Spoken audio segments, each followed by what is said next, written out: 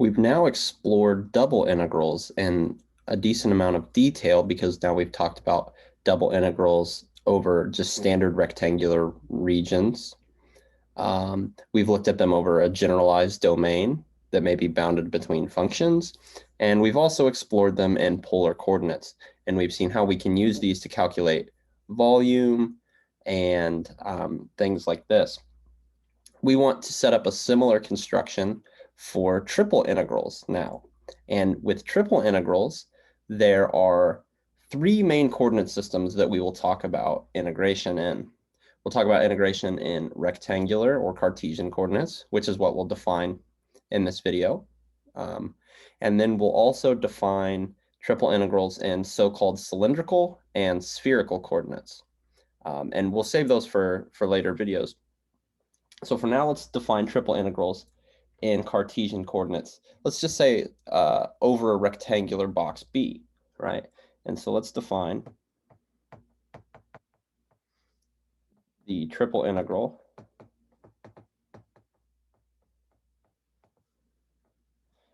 over a rectangular box B. And before we do that, let's get some intuition about what a triple integral is telling us. Well, what did a double integral tell us?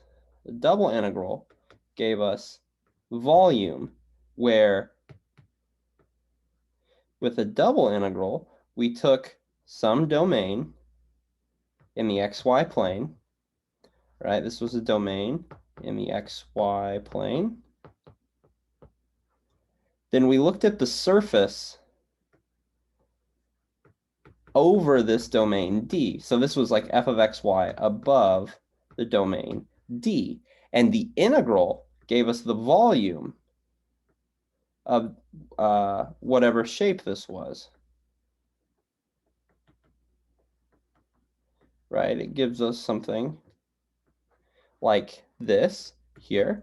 And then the double integral gives us the volume of this region that's bounded below by our domain in the xy plane, and it's bounded above by the function or the surface.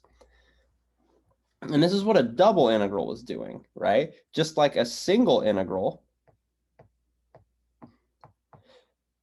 took some domain D, which is now an interval, right? And then our curve, we look at the curve over the domain, and then we look at the area of this shape bounded below by our domain and bounded above by our function, right? This was the integral of f of xy. Or sorry, that's just the integral of y equals f of x, right? So integral f of x. This gave us the area of whatever this region was. The double integral gave us the volume of whatever this region was. And so what does this mean then for a triple integral? Well, for a triple integral, now all we can visualize is the domain. Because if you'll notice, for a double integral, the domain is two-dimensional. For a single integral, the domain is one-dimensional. And then calculating the integral, we're taking the volume or area of some shape in one dimension higher, right? So if it's a single integral, we're taking a two-dimensional volume, which we call area. If it's a double integral, we're taking a three-dimensional volume, which we do indeed call volume. And now, if we're looking at a triple integral of some f of x, y, z, now this is going to be some four-dimensional volume, right? Because now, well, let's consider some rectangular box. Let's say between x coordinates a, b, between y coordinates c and d, and between z coordinates e and f.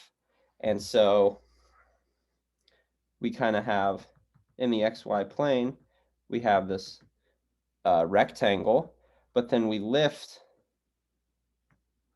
this up to the level E, right? And this is the bottom of our box there. And we come all the way up to the height z equals f. And so I can erase kind of what's under here so we get a better idea of what this box is. So I can kind of clean this up a little bit.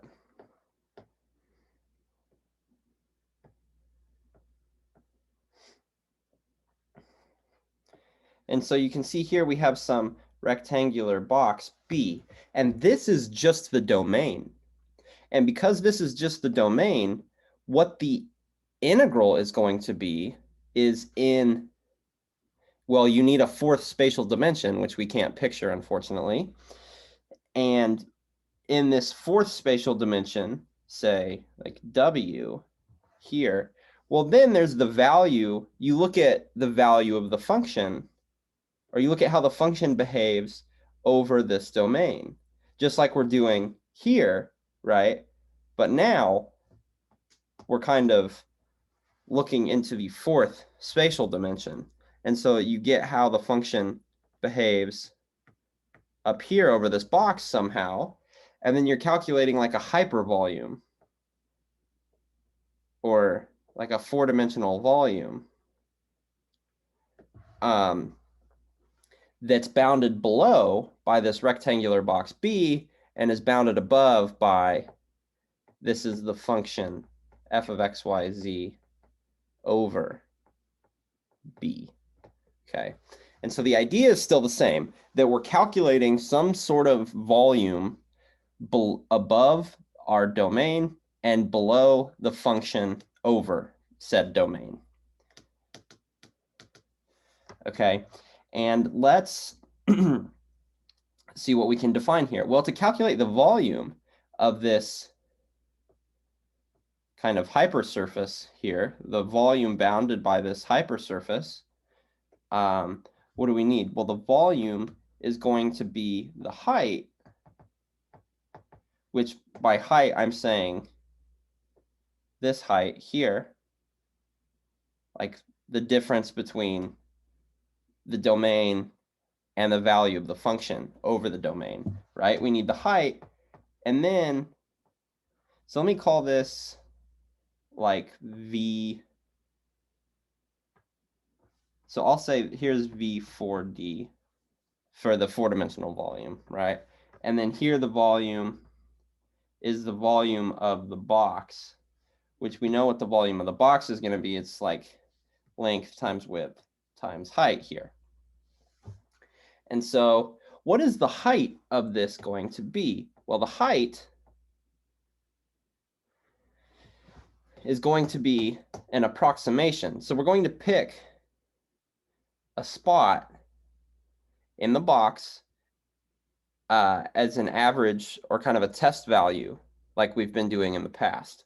So first, before we calculate either of these, let's take this region, this rectangular region B, and partition. So we have, let's partition B. Okay, and so we have B is, so again, this is between like x values A and B. This is between y values C and D, and then between z values E and F. And so our box is AB cross CD cross EF. This is to say X is somewhere between A and B.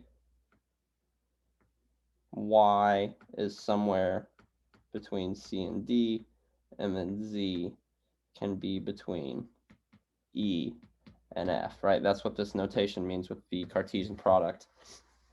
And so now we want to partition, well, so I already wrote that. So we want to partition B into, let's partition the interval AB into L subintervals. Let's partition CD into M subintervals. And let's partition EF into N subintervals. Okay. And we'll use index I, J, and K for these respectively. So what do I mean here? We have then like this entire rectangular region B, right? And then we're going to chop the X interval, chop the Y interval, and then chop the Z interval here. And then you kind of extend these partitions. So that doesn't look very good, right? That should go all the way back.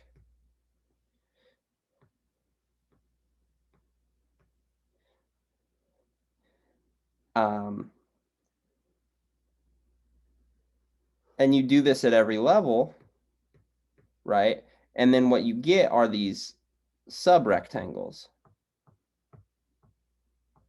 or sub boxes, right? Because they'll be 3D. And so now we have a bunch of these sub boxes. There's L times M times N of them, actually. L, M, N sub boxes, right? Where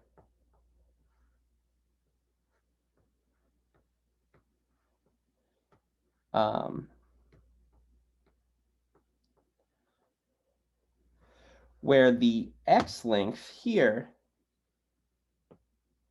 the change in X we'll call delta X, the change in Y we'll call delta Y, and the change in Z we'll call delta Z, right? Where this interval, this X interval, is going to be from like xi minus 1 to xi. And then the J interval would be, or the Y interval would be like yj minus 1 to yj. And then the Z interval would be like zk minus 1 to zk here, right? And so this is like just one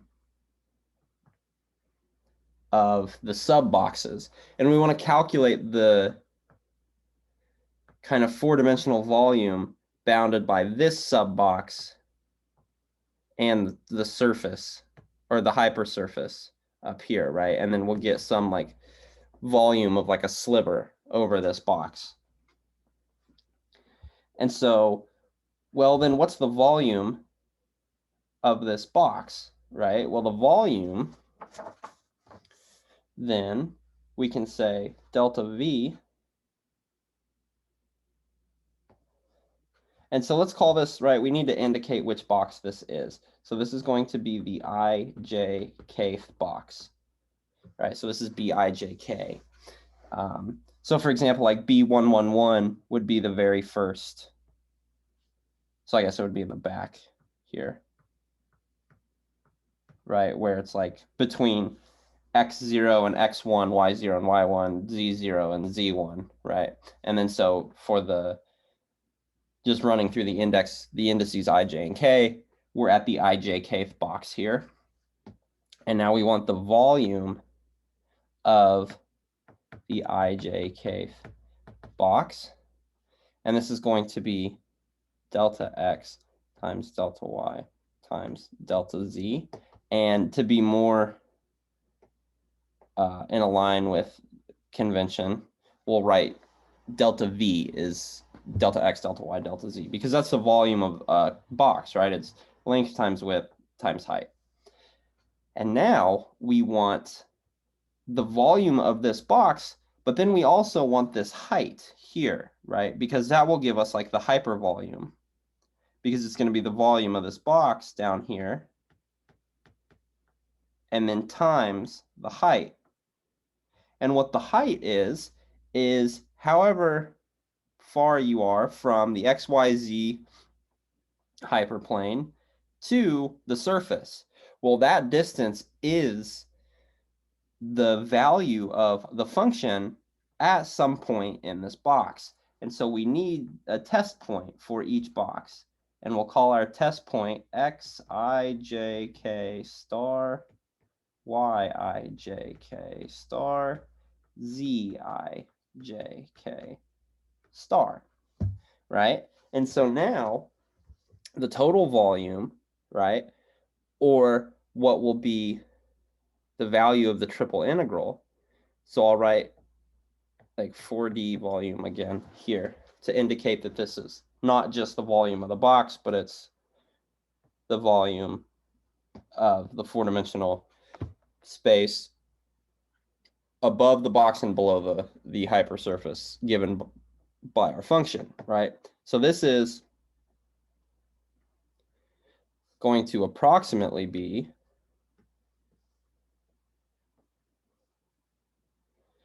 well, we need, so what do we have to do? We have to take the height, and then we have to do this for every single sub box, right? And we're doing it for the ijkth one. And to do it for all of them, you need to take a sum over every index.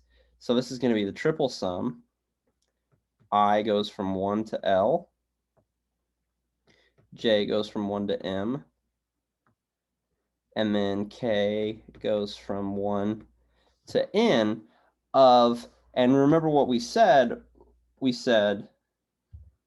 it's the height times the volume of the box. And so the height is the function evaluated at these test points. So xijk star, yijk star, zijk star, and then times the volume, which is the sum of all the delta v's. And so this is a formula for an approximate volume. Now we can get an exact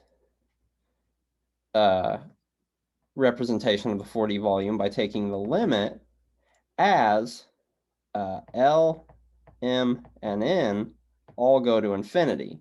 And this is of the triple sum.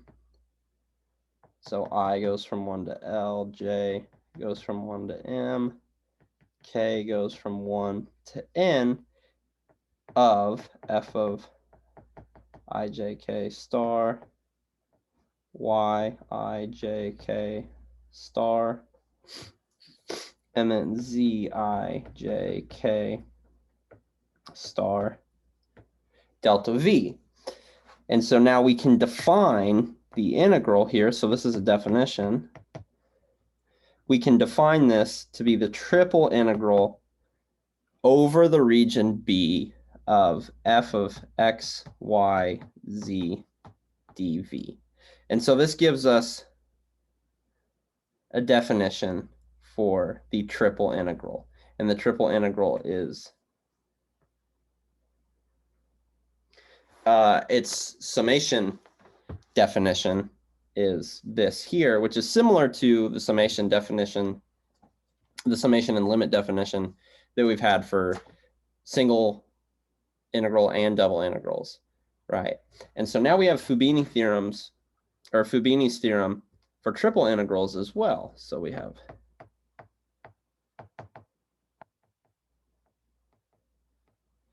Fubini's theorem tells us, well, first that the integral over this region B of f of x, y, z, dv is actually equal to the iterated integral, where x goes from a to b, y goes from c to d, and z goes from e to f of x, y, z, dx, dy,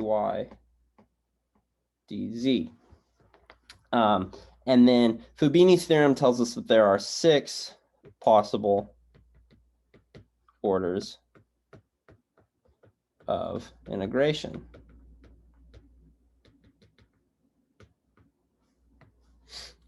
There's dx, dy, dz, which I've shown here, right? And Fubini's theorem tells us that you can switch up the order however you want, and the integration is still the same. So we could have dx, dz, dy. We could have dy, dx, dz. We could have dy, dz, dx. And then we could have dz, dx, dy, dz, dy, dx, right? The triple integral with respect to all of these orders is the same, right? So we have 1, 2, 3, 4, 5, and 6, which you can use to your advantage to integrate in the order that is easiest. Or if it doesn't matter, then you can choose whatever you like the best. So let's see an example now that we've defined the triple integral. Let's evaluate the triple integral over the region B of the function x squared yz dv, where B is given by the following region. So it's points x, y, and z in R3, such that x is between -2 and 1, y is between 0 and 3, and z is between 1 and 5. Okay, so to do this, well, let's use Fubini's theorem, set up the iterated integral, right? This says that this integral is equal to the integral where x goes from -2 to 1, y goes from 0 to 3, and then z goes from 1 to 5 of x squared yz dx dy dz. Okay, and it looks like integrating this in any order doesn't change the level of difficulty at all. So because of that, I don't feel a need to, or we don't feel a need to switch here. Now, if you observe the integrand and say, well, that's going to be really difficult if I integrate with respect to a given order, so I'm going to change the order, then that's great. But if it doesn't change difficulty whatsoever, then just integrate in whatever order is the most comfortable for you or the most natural. And so for me, I'm just going to leave it x, y, z for now. So integrating with respect to x, y and z are constants in this integration. And so that means when we integrate with respect to x, we could pull y and z out front and then do our integration.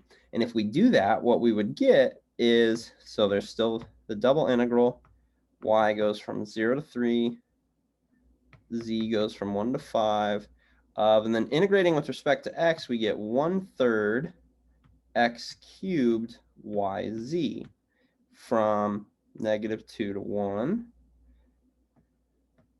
and then dy dz. So you can see here we integrated with respect to x, and we use the power rule for integrals, get 1/3 x cubed, and then since y and z are constant, they're along for the ride. So now when we plug in, if we plug in 1, we'll get 1/3 yz. So let's see here. We have z equals 1 to 5, y equals 0 to 3. And then we'll have 1/3 yz minus, and then if we plug in -2, that'll be -8/3, but it's minus a negative, so we get plus 8/3 yz dy dz. And you'll see that's 9/3, which is 3yz. So let's update our integral. This is equal to the double integral. Y goes from 0 to 3, z goes from 1 to 5 of 3yz dy dz. Now let's integrate with respect to y. Whoops. integrating with respect to y, so we go z equals 1 to 5. If we integrate with respect to y, we'll get, and z is constant, so z is along for the ride, right? Because with respect to the variable y, we're treating z as a constant. And so the integral of 3yz with respect to y is going to be 3 halves y squared z. And this is from 0 to 3 dz. Z equals 1 to 5. And if we plug in 3, it looks like we'll get 27 over 2, because that's 9 times 3 over 2. So 27 over 2z. And then from 3, or excuse me, so then we plug in 0, that term vanishes. So we have 27 over 2z dz. Then we can integrate this with respect to z, and now this is just a single variable integral.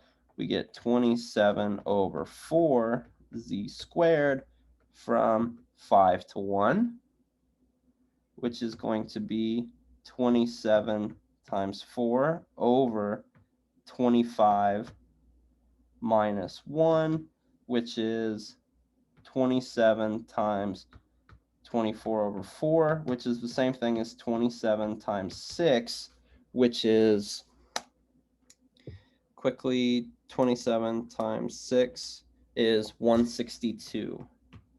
And so this is our triple integral. This is the value of the triple integral